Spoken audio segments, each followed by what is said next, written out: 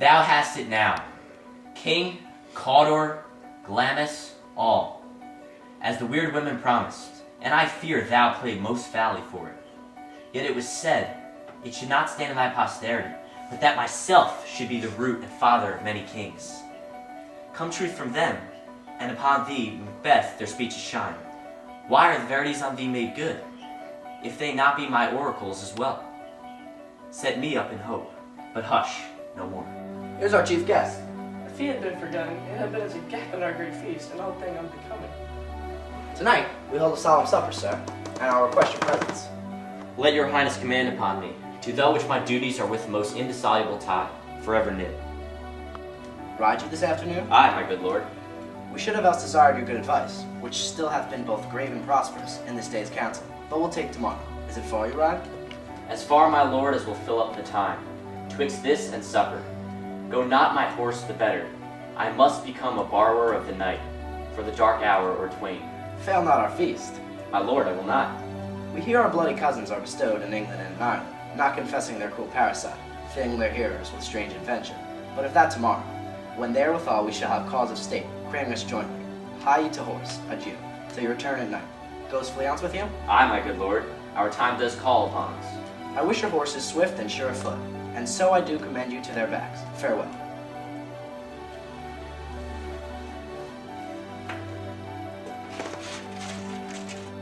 Let every man be a master of his time until 7 at night. To make society the sweeter welcome, we will keep ourselves until supper time alone. Well then, God be with you. My lady, a word. Attend those men, our pleasure. They are without the palace gate. Bring them to me.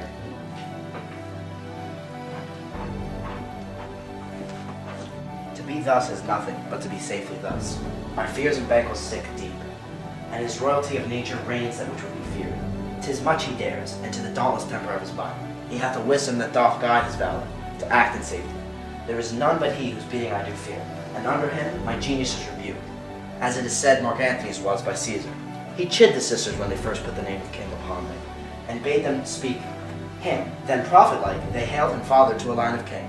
Upon my head placed a fruitless crown, and put a barren scepter in my grip. Thence to be wrenched to an unlineal hand, no son of mine succeeding it. Be so for Banquo's issue have I filled my mind.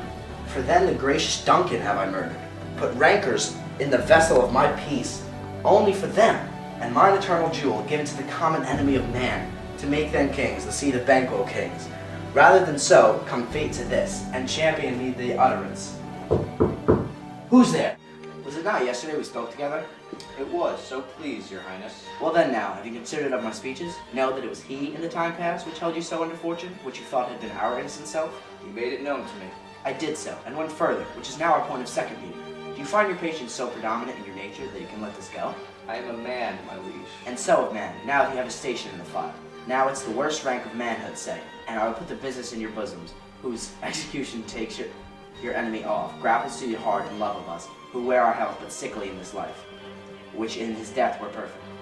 I am one, my liege, whom the vile blows and buffets of the world have so incensed that I am reckless what I do in spite of the world, so weary with disasters, tugged with fortune, that I would set my life on any chance, to mend it or be rid on it. You know Banquo is your enemy. True, my lord. So is he mine, and in such bloody distance that every minute of his being thrusts against my nearest of life. And though I could, with barefaced power, sweep him from my sight, and bid my will avouch it, yet I must not, for certain friends that are both his and mine, whose loves I may not drop, but wail his fall, who I myself struck down, and thence it is, that I to your assistance do make love, making the business from the common eye, for sundry weighty reasons.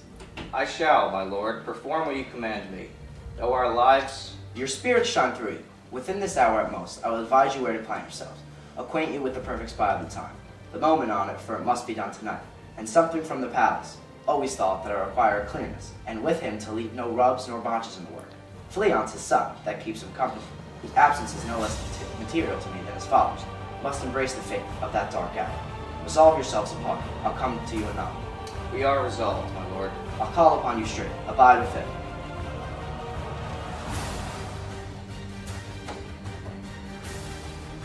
it is concluded. Banquo, thy soul's flight, if it find heaven, must find it out tonight. Banquo has gone from court. Knots had all spent, where our desire is God without content. 'Tis safer to be that which we destroy, than by destruction dwell in doubtful joy.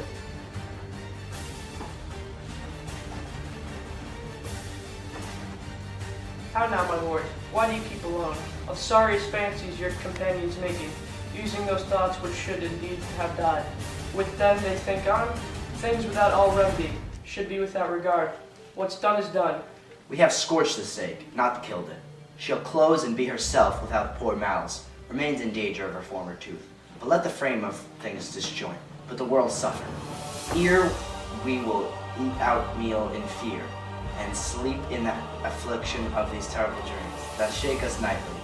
Better be with the dead whom we to gain our peace have sent to peace, than on to torture to the mind and lie in restless ecstasy. Duncan is in his grave. After life's fitful fever he sleeps well. Treason has done his worst, not steel nor poison. Malice domestic, foreign levy, nothing can touch him further. Come on, gentle my lord, sleek over your rugged looks, be bright and jovial among your guests tonight. So shall I, love, and so I pray be you. Let your remembrance apply to Banquo, present him eminence, both with eye and tongue, unsafe the while that we must lave our honors in these flattering streams, and make our faces visitors to our hearts, disgusting what they are. You must leave this. Oh, full of scorpions is my mind, dear wife? Thou knowest that Banquo and his fleance lives. But in them nature's copy's not a turn. There's comfort yet, they are assailable. Then be thou jocund, ere that the bath hath flown his considered flight, ere to black Hecate's summit, the shard-boned beetle with the drowsy hunt, hath rung the night's yawning peal. There shall be done the deed of dreadful night. What's to be done? Be innocent of the knowledge, dearest Chuck, till thou applaud the deed. Come, sealing night, scarf up the tender eye of pitiful day, and with thy bloody and invisible hand, cancel and tear to pieces the great bond which keeps me bound. Light thickens and the crow makes wing to the rooky wood. Good things of the day begin to droop and drowse, while night's black ages to their praise do rouse. Thou marvelest at my words, but hold thee still. Things bad become make strong themselves but ill, so prithee go with me.